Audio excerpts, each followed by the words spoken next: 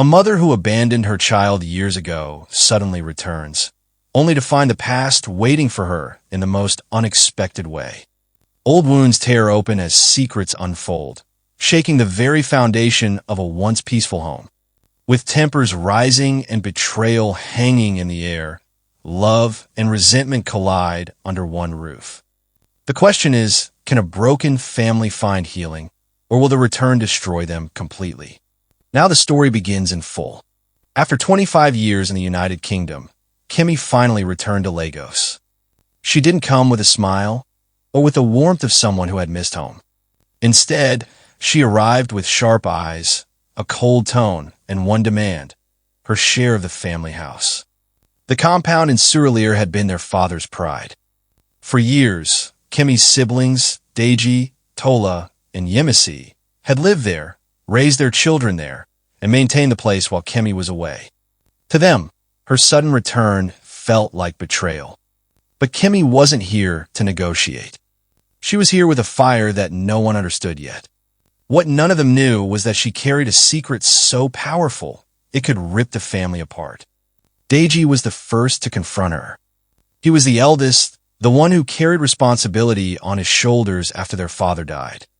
He asked her bluntly, "So after disappearing for 25 years, you think you can just walk in and take your share?" Kimmy didn't flinch. She looked him dead in the eye. "It's my right," she said. "I don't care how long I was gone. That house belongs to all of us." Tola and Yemisi stood quietly, uncomfortable but equally furious. They had been here all these years. They had dealt with rising rents, school fees, Lagos power cuts, and leaking roofs. Kimmy hadn't even sent money home. Now she wanted to uproot everything. But Kimmy's voice carried more than entitlement. There was something beneath it: bitterness, anger, and maybe even hurt. The house wasn't just a house. It was their history. Every corner carried memory. Their father's laughter echoing in the courtyard, their mother's cooking filling the air, late nights of generator noise while they told stories. To give Kimmy a share meant dividing the very heart of the family. Still, Kimmy pressed on.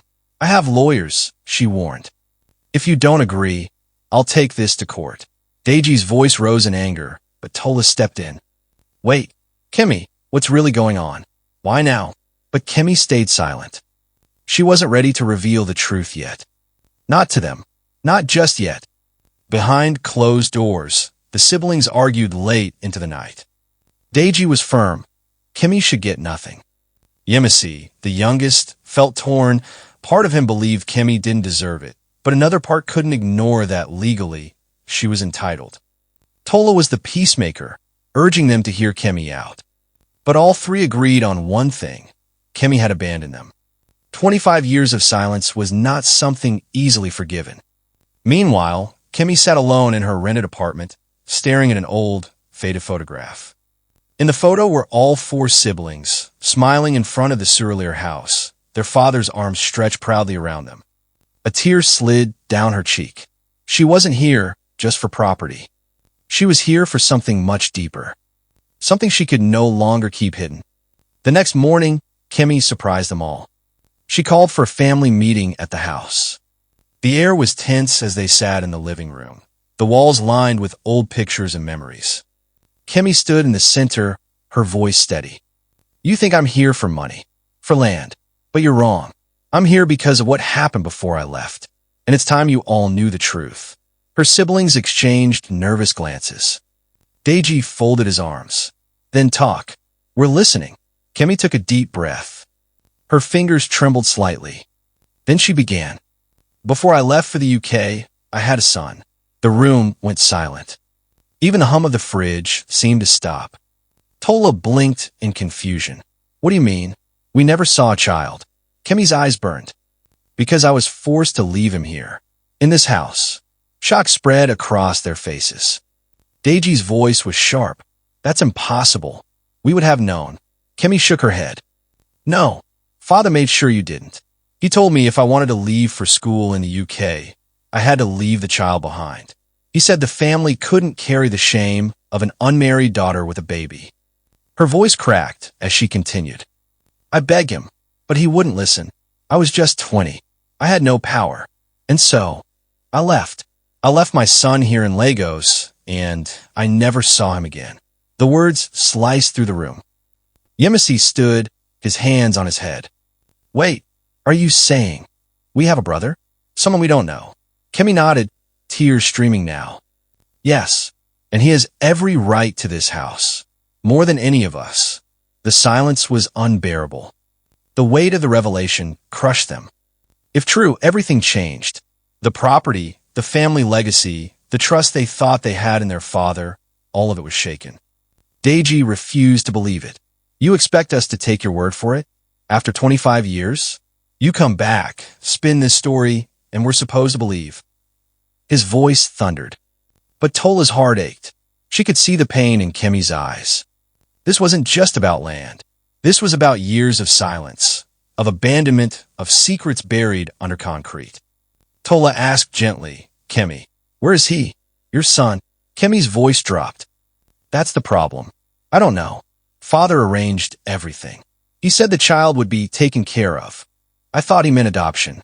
But lately, I've heard whispers. What whispers? Yemisi demanded. Kemi hesitated, her voice trembling. That he was never adopted. That he grew up right here in Lagos. That he knows who I am. And that he hates me. Her siblings froze. The possibility that a hidden brother had been living somewhere close by, nursing resentment, shook them all. Deji's anger faltered, replaced by unease. Yemisi whispered, if this is true, then he could show up anytime. And if he does, what happens to us? No one answered. Days turned into weeks. Tension in the house thickened. Deji avoided Bola. Tola grew restless, and Yemisi drank too much just to calm his nerves. Kemi, however, moved with determination. She began asking old neighbors questions. She searched through dusty family records. She even visited an old woman down the street who remembered a baby being carried away one rainy night. Slowly, pieces came together. A name, a face, a possibility. His name was John. He would be 25 now, the same number of years Kemi had been gone. When Kemi finally tracked him down, it was in a mechanic workshop in Mushin. She stood frozen as she watched a young man, tall and strong, wiping grease off his hands. His face carried a resemblance she couldn't deny, the shape of his jaw, the curve of his brows. It was like looking at a ghost of her younger self. John, she whispered. He turned, frowning at her. Who are you? The weight of 25 years crashed into that single question. She opened her mouth, but no words came. How do you tell a son you abandoned him before he could even speak? John wasn't welcoming. When she explained who she was, his eyes hardened. So now you remember? After 25 years? You think you can walk into my life? Kemi begged. She told him everything, the pressure, the shame, the forced decision. But John's voice was bitter. You chose London over me. You chose your life over mine. Tears streamed down her face. I thought I was protecting you. I thought you'd have a better life without me. But John shook his head. You don't get to rewrite history. You don't get to show up now and pretend. Back at the family house, the siblings waited anxiously. When Kemi finally returned with John, the air turned electric. Tola gasped, covering her mouth. Yemisi stared in disbelief. Even Deji, who had sworn not to believe, couldn't deny the resemblance. John stood tall, his eyes scanning the house with mixed emotions. So this is it, he said. The house I was denied. Deji stepped forward cautiously. John, if what your mother says is true, then you're family. But why now? John's lips curled. Because I want my share, the same way she does. The revelation hit like thunder. Not only was Kemi demanding her portion, John wanted his too. And legally, if he was truly Kemi's son, he had a right. The siblings erupted in argument, but John's presence silenced them quickly. He wasn't a child. He was a grown man, hardened by the streets of Lagos, carrying years of resentment. Tola tried to appeal to his heart. John, please. We didn't know. None of us knew. But John cut her off. Ignorance doesn't erase pain. From that day, the family lived in chaos. Lawyers were contacted. Old documents were dug up. Neighbors whispered about the scandal, Aunty Kimmy back from London, dragging a secret son into the fight for the house. For Deji, it felt like betrayal stacked upon betrayal. For Tola, it was heartbreak. For Yemisi, it was fear. And for Kimmy, it was both guilt and determination. She couldn't lose John again, even if it meant tearing the family apart. But John wasn't just after land. He was after acknowledgement. Years of being invisible, of being lied to, had built anger inside him like fire. Standing in the living room one evening, he faced them all.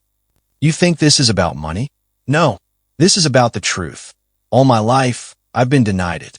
Now you will face it. I am part of this family, whether you like it or not. His words were final. For the first time, the siblings realized this wasn't just Kimmy's fight anymore. It was theirs too. Then came the twist no one expected.